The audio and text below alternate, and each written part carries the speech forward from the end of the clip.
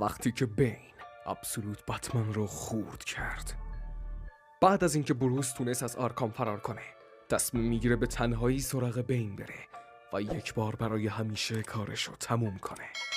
آلفرد به بروس میگه ونومی که تو خونه بین در جریان کنترل کامل بر تمامی ماهیچه‌هاش رو بهش میده و ذهنش رو به طور فوق‌العاده‌ای تیز میکنه و بر همین اساس هم هر روش جنگی که وجود داره رو بلده و هر سلاح یا فرم جنگی رو از زمان باستان میشناسه.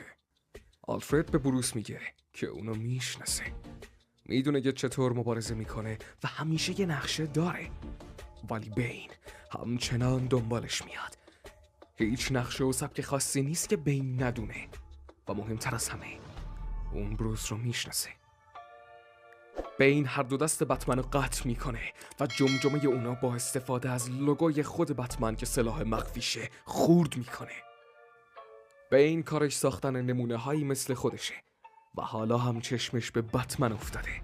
اون خودش رو درون بتمن میبینه و به نظرش اولین نفریه که لایق نقاب بینه تا قهرمانی بشه که گاتام بهش نیاز داره.